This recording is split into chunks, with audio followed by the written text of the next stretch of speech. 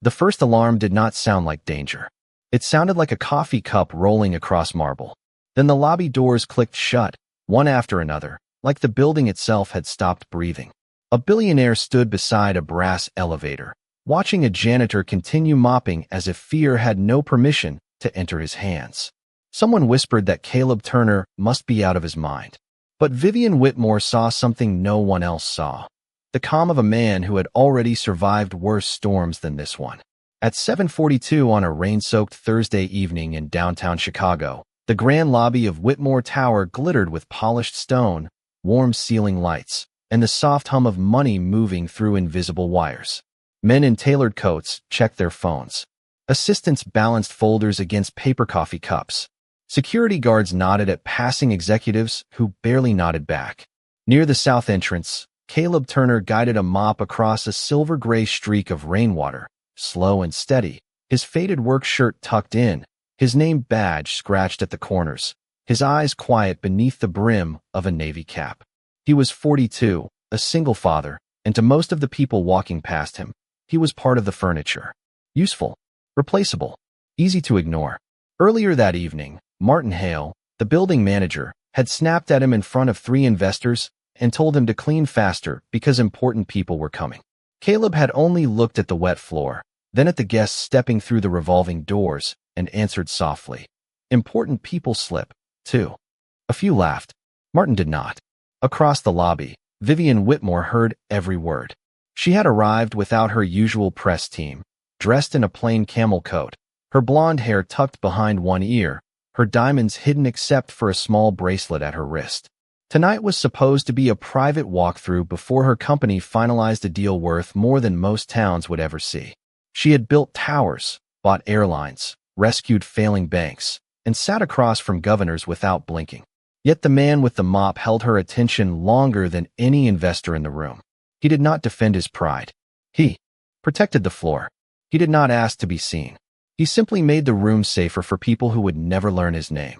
Then the delivery entrance opened. 3 men stepped in wearing gray uniforms and carrying sealed equipment cases. For 1 second, no one noticed them. For 1 second, Chicago rain tapped gently against the glass like fingers on a church window. Then the lead man raised his voice and told everyone to place their phones on the floor and remain still. Panic moved through the lobby without needing to shout.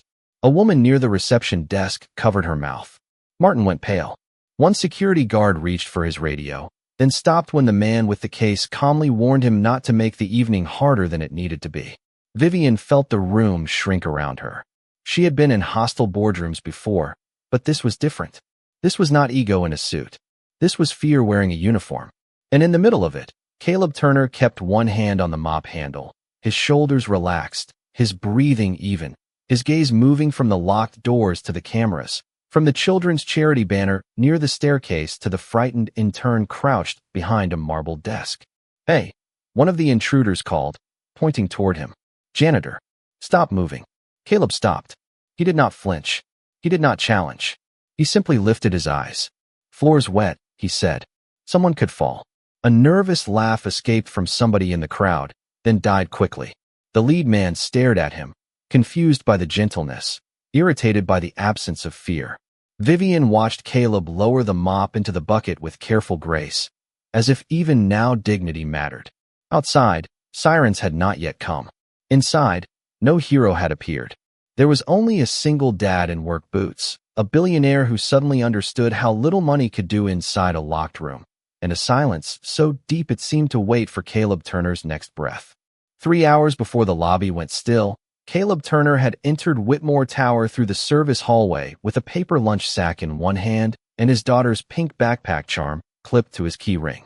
The hallway smelled faintly of lemon cleaner, old dust, and the warm air coming from the basement vents. He paused beside the maintenance lockers, pressed the small charm between his fingers, and listened to the voicemail Ellie had left after school. "Daddy, I finished my spelling homework. I saved you the last cookie. Be careful tonight." Her voice was bright, brave, and missing one front tooth, and for Caleb, that was enough to make another 12-hour shift feel holy. He tucked the phone away, changed into his Navy work shirt, and stepped into a building that had never learned how to say good evening to men like him.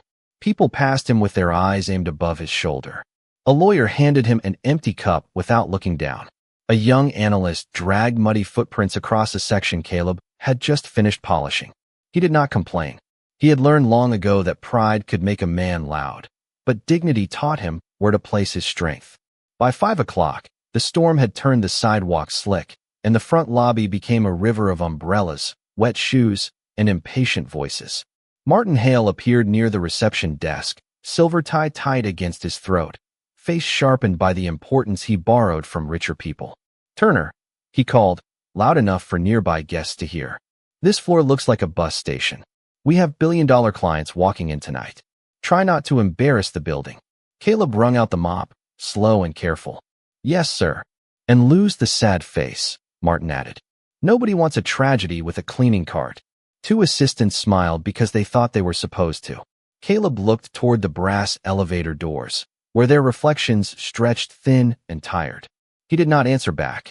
In his mind, he saw Ellie at their small kitchen table, coloring stars in the margins of her homework, waiting for him to come home with enough energy to ask about her day. That was the audience that mattered.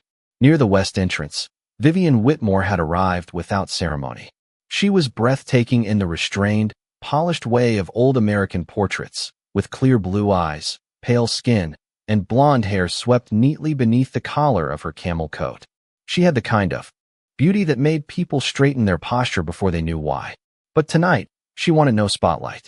Her company was preparing to acquire the tower, and she wanted to see it as ordinary people saw it, before the contracts made everything polite. She watched Martin turn away from Caleb with a satisfied little smile, then watched Caleb kneel to pick up a dropped security badge and return it to an elderly guard. "You all right, Mr. Alvarez?" Caleb asked. The guard nodded, embarrassed. "Hands are not what they used to be." Caleb smiled softly. "That just means they have done honest work." Vivian heard the sentence and felt it settle somewhere deeper than business. A moment later, Caleb's phone buzzed again. He stepped behind a marble column and answered in a low voice. "Hey, sunshine." Ellie must have asked if he would be home before she fell asleep, because his expression changed with the quiet ache of a father measuring time against love. "I will try my best. Lock the door after Mrs. Donnelly leaves. And remember, brave does not mean you are never scared. Brave means you do the right thing while your heart is shaking." Vivian looked away, not because the moment was small, but because it felt too private to witness. Then something bright slipped from her wrist as she adjusted her coat. A diamond bracelet, delicate and expensive, landed soundlessly near the elevator mat. She noticed it, then noticed Caleb notice it. For one breath, the distance between their worlds sat on the floor between them.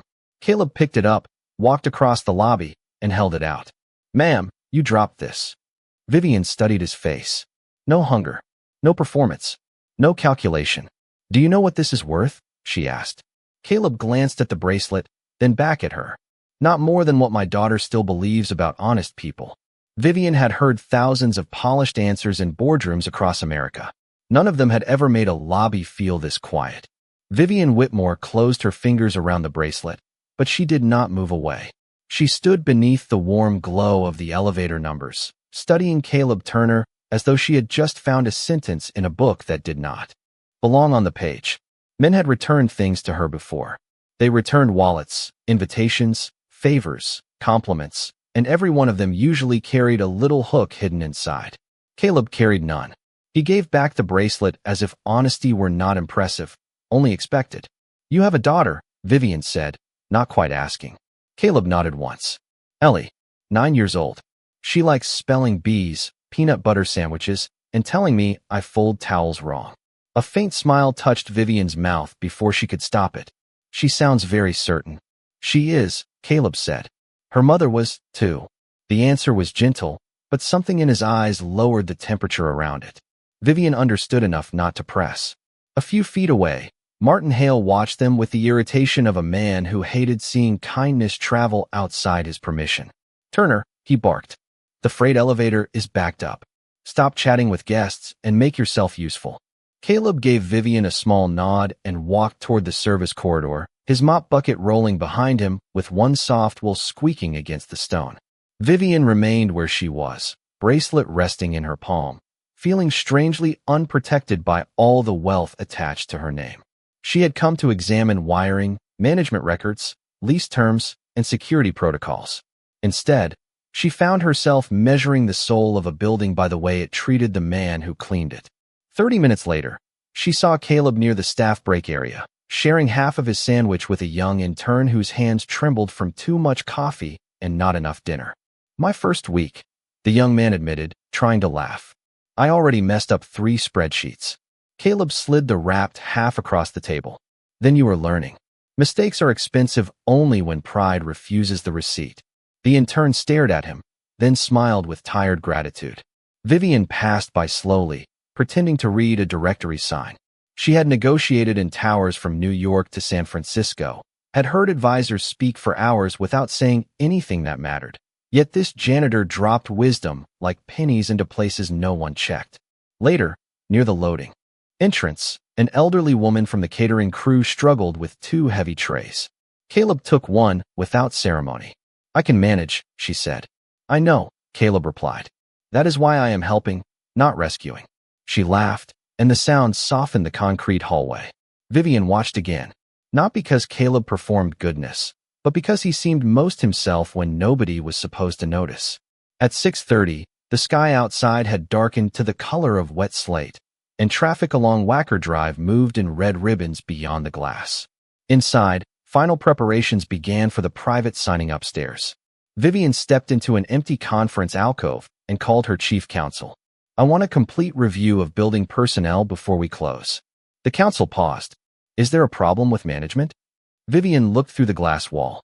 Martin was scolding a receptionist for placing name cards in the wrong order. Caleb, several yards away, quietly adjusted the lobby mat so an arriving guest would not trip. "There may be," she said. "And there may also be someone here we failed to see." Just then, Caleb looked up as if he felt the weight of her attention. For one calm second, their eyes met across the shining floor. No promise passed between them. No romance. No grand speech. Only recognition, small and human, like a match struck in a wide dark room. Then the service door at the far end opened, and 3 gray uniformed men entered carrying equipment cases that looked too clean for delivery work. The 3 delivery men moved with the wrong kind of patience. Real couriers hurried, apologized, bumped corners, checked labels, and looked grateful when someone held a door. These men did none of that. They crossed the service threshold in perfect spacing, shoes dry despite the storm outside, collars zipped high, eyes scanning the ceiling before they scanned the people. Caleb Turner noticed first. Not loudly, not with fear. His hands simply slowed on the mop handle, and his gaze passed once over the equipment cases, then toward the small red light above the security panel near the reception desk. Vivian Whitmore saw the change in him. It was not alarm. It was recognition. Martin Hale clapped his hands near the lobby staircase, trying to gather the guests for the private signing upstairs. "Everyone, please proceed to the west elevators. We are already behind schedule." The marble lobby looked almost unreal in that moment, beautiful enough to hide danger inside its shine. Rainwater traced silver lines down the glass walls. The chandeliers glowed like warm constellations over cream-colored stone. Beyond the revolving doors, Chicago traffic shimmered in red and white reflections, while inside, expensive coats, polished shoes, and quiet ambition drifted toward the elevators. Then the first equipment case clicked open. The sound was small, but it cut through every conversation. One of the men removed a compact signal blocker and set it on the reception counter as calmly as if he were placing down a printer. Cell phones across the room lost service within seconds. Elevator screens blinked, froze, then went dark. The lead man, Derek Voss, stepped forward with a polite smile that did not belong to a polite soul. "Ladies and gentlemen," he said, his voice level, almost businesslike. "This will be brief if everyone remains sensible." Phones on the floor. Key cards on the desk. No sudden decisions. A young assistant gasped. A caterer whispered a prayer. The elderly guard, Mr. Alvarez, reached for his radio, but Caleb caught his eye and gave the smallest shake of his head. Not fear. Wisdom. The kind that keeps people alive by refusing to feed panic. Vivian felt her own pulse rise, not because she did not understand crisis, but because money had always given her doors, lawyers, security, and distance. Now every door was locked, every lawyer was silent, and distance had vanished. Martin stepped backward until his shoulder touched a marble column. "Do you know where you are?" he demanded, though his voice cracked at the edges. Derek turned toward him. "Yes, a building full of people who believed glass, guards, and wealth made them untouchable." No one answered. The lobby held its breath. Derek's eyes moved across faces until they stopped on Vivian. Recognition sharpened his expression. "Miss Whitmore," he said softly. The room shifted around her. Name. People who had not known who she was suddenly looked at her, as if her fortune could shield them, as if her signature could unlock the doors, as if beauty and power should know what to do when fear entered wearing a uniform. Vivian straightened, stunning beneath the amber light, pale face composed, blue eyes steady despite the cold weight settling in her chest. "What do you want?" she asked. Derek smiled. "Access." Caleb watched him carefully. Not his hands, his breathing, not his words, his timing. Derek was not here for wallets or jewelry. His eyes kept returning to the private elevator bank, to the locked executive floor above, to the data vault behind the acquisition suite. Caleb lowered his mop into the bucket, slow enough to be harmless, deliberate enough to measure the room. One intruder pointed at him. "You. Stop cleaning." Caleb lifted his eyes. "There is water by the elevator." "That matters to you right now?" the man asked. Caleb looked toward a frightened intern whose dress shoes stood near the slick patch. "It matters if somebody falls." The answer was so ordinary, so gentle, that confusion passed through the men like a shadow. Vivian stared at Caleb, and the truth came to her quietly. He was not ignoring danger. He was arranging himself inside it. Derek ordered everyone toward the center of the lobby, away from the exits. Caleb moved with them, pushing the mop bucket 2 feet farther than necessary, placing it beside the service corridor door. No one noticed the rubber will hold the door from sealing completely. No one except Vivian. And Caleb, without looking at her, rested one finger against his key ring, where Ellie's pink backpack charm trembled softly against the metal keys. Caleb Turner had learned that fear grows faster when everyone stares at it, so he gave the room something smaller to watch. He bent slightly, dipped the mop, and dragged it across the wet stone in a slow crescent near the elevator bank.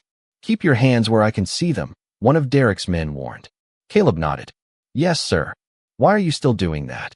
"Because polished marble is unforgiving when shoes are wet." "You think this is a joke?" Caleb lifted his face, calm as a winter porch before sunrise. "No. I think scared people move too fast, and fast feet on a slick floor make a bad night worse." The words landed gently, but they shifted the air. A few guests looked down and noticed their own trembling steps. Vivian Whitmore stood near the center of the lobby, stunning beneath the chandelier glow, her camel coat bright against the dark suits around her, her clear eyes fixed on Caleb as if she had discovered a quiet map hidden inside his movements. He was not cleaning anymore. He was measuring distance, rhythm, attention, mercy. Every pass of the mop placed him closer to the maintenance panel behind the west column. Every turn of the bucket covered the small gap where the service door had failed to latch. Every ordinary motion made him invisible to men who believed power always announced itself. Derek kept his focus on Vivian. "You are going to open the executive floor," he said. "There is a secure room upstairs. You know the one." Vivian's expression did not break, though the room seemed to lean toward her answer. "That room requires 2 authorizations. Then you will provide one." "And the second?" Derek smiled. "Your building manager has been helpful." Martin Hale swallowed hard. A thin shine appeared at his hairline. Caleb saw it. Vivian saw Caleb see it. Martin tried to look offended, but guilt has a posture, and his shoulders had already confessed. Caleb moved the mop once more, leaving a bright ribbon of clean stone that reflected the ceiling lights like a narrow stream. Then he paused beside the maintenance panel. "Sir," he said to Derek, soft enough to sound harmless. "The circuit near the freight elevator has been flickering since lunch. If that panel trips, the backup lock may freeze the whole floor. Nobody goes up. Nobody goes out." Derek's eyes narrowed. "And you know that because you mop floors?" Caleb reached slowly for the ring at his belt and held up a brass maintenance key. Ellie's little pink charm swung beside it. "I clean up what other people ignore." The line was simple. Too simple. But Vivian felt something stir in the silence after it. Respect. Not loud, not public, not ready to stand yet. But alive. Derek hesitated for one costly second. Caleb opened the panel just enough to see the tiny row of service lights. Green, amber, blue. He touched the blue indicator twice, waited, then touched amber once. To anyone else, it looked like a janitor checking a fault. To the security desk 2 blocks away, where Whitmore Tower's off-site monitoring team still received maintenance codes, it meant silent emergency, lobby contained, send help through lower service access. Caleb closed the panel and turned back with the same humble face. No triumph. No pride. Only grace under pressure. Vivian almost forgot to breathe. The billionaire who had bought companies with a signature was now watching a man with a mop do what boardrooms could not. Protect strangers without asking who deserved it. Near the reception desk, the young intern began to shake harder. Caleb noticed. Look at me, he told him gently. Breathe in for 4. Hold for 4. Let it go for 4. The intern obeyed. So did 2 others. So, almost against her will, did Vivian. Derek glanced around, unsettled by the strange order returning to the room. He had expected panic. Caleb was giving the room peace, one breath at a time. Derek Voss began to understand that the room was no longer fully his. He still had the locked doors, the stolen signal, the frightened guests, and Vivian Whitmore standing beneath the golden lobby lights like a queen forced to stand among strangers. But Caleb Turner had taken something quieter and more powerful. The tempo. Panic had slowed. Breathing had returned. People were no longer staring only at Derek. They were watching the janitor. That bothered him more than he wanted to admit. Enough, Derek said, turning sharply toward Caleb. You talk too much for a man holding a mop. Caleb placed both hands loosely on the handle and lowered his chin. Then I will listen. You think you are in control? No, you think help is coming? I think everybody here wants to go home. The answer had no edge, no insult, no challenge for pride to grab. It left Derek standing with anger and nowhere clean to put it.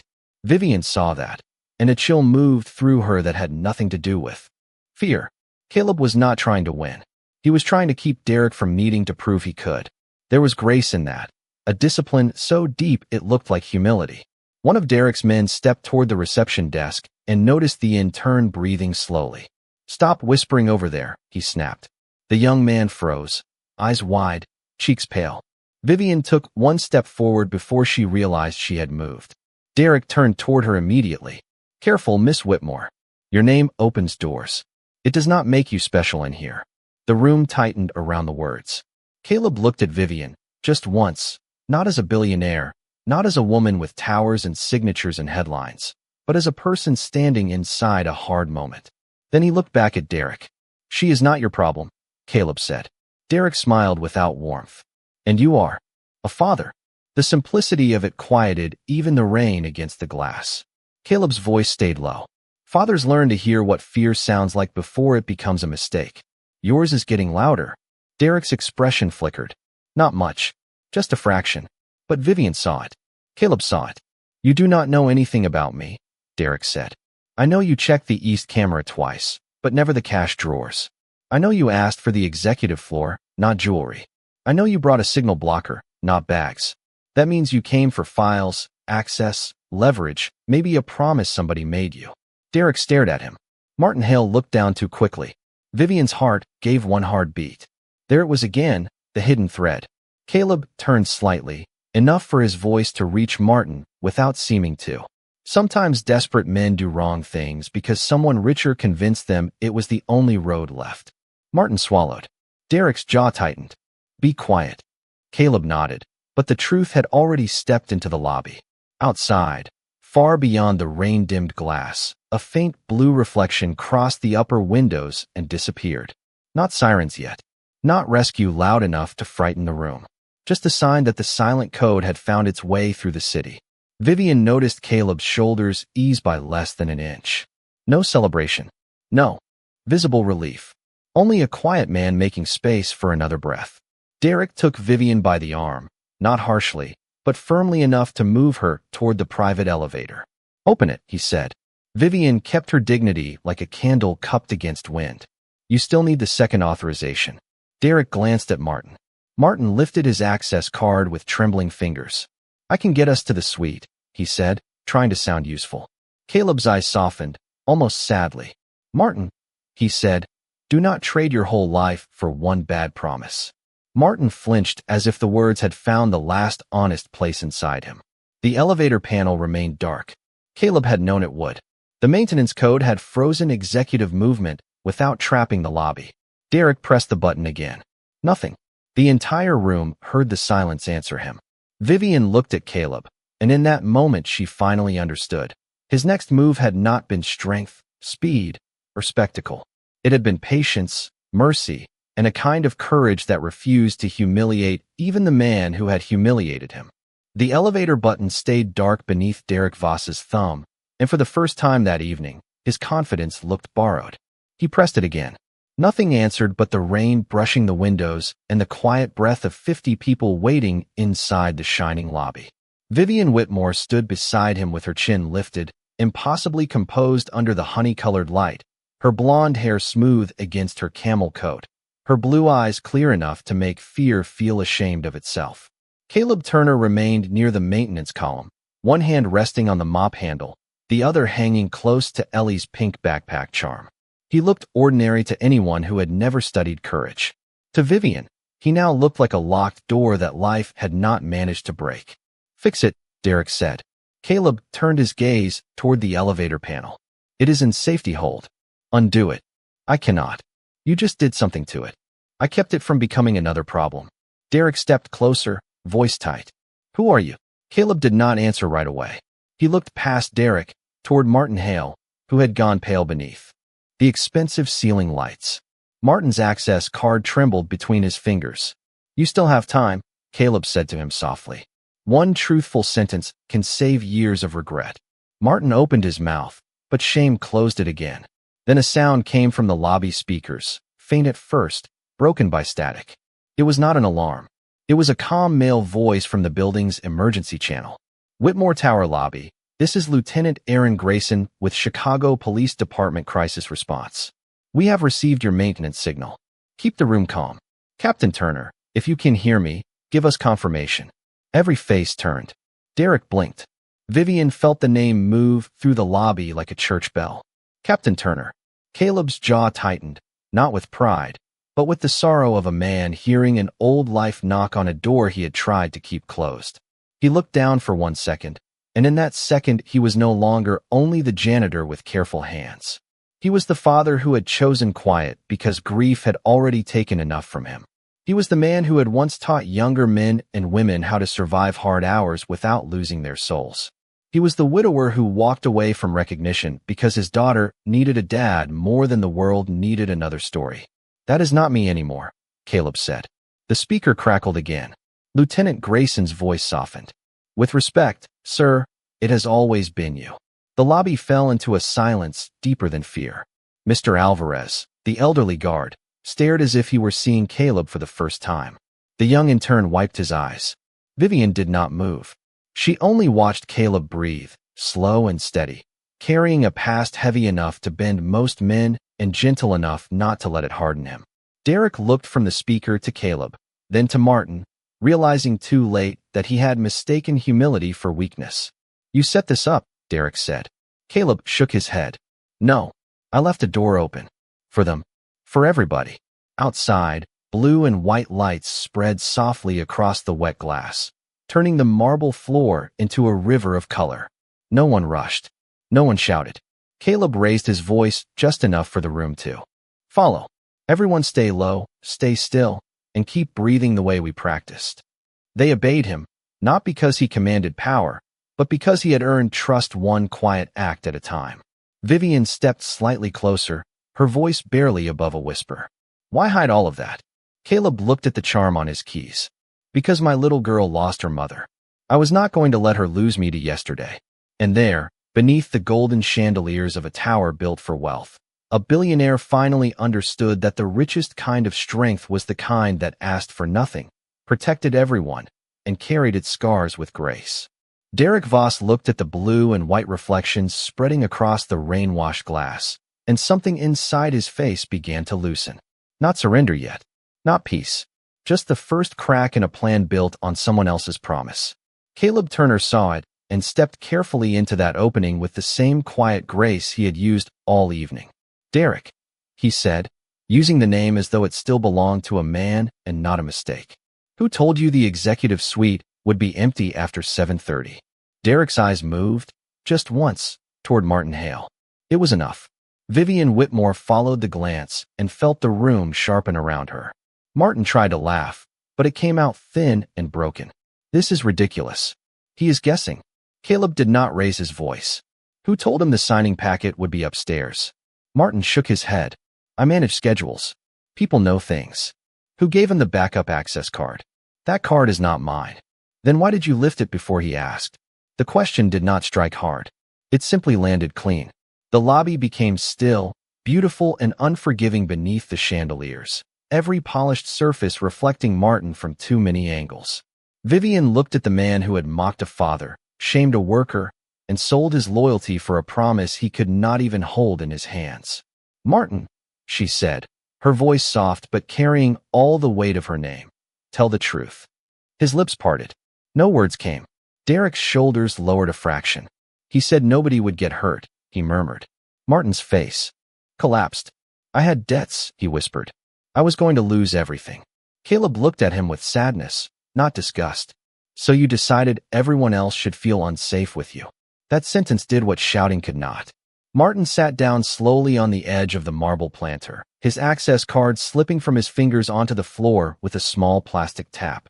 Vivian did not gloat. Her beauty remained composed, but her eyes carried disappointment, so human that even the guests looked away. Derek stared at the card, then at the locked elevator, then at the people he had frightened for a life that had already begun to fall apart. The speaker above them crackled again. "Captain Turner," Lieutenant Grayson said, "lower service team is in position." Caleb answered without touching any radio. He simply looked toward the small camera over the reception desk and gave one slow nod. Then he turned back to Derek. "This can still end with your son hearing that you chose the better road before it was too late." Derek blinked. The word son changed him. Pride can argue with law. It can argue with money. It has a harder time arguing with a child's future. "You do not know my son," Derek said. "No," Caleb replied. "But I know what it means to want your child to believe there is still good left in you."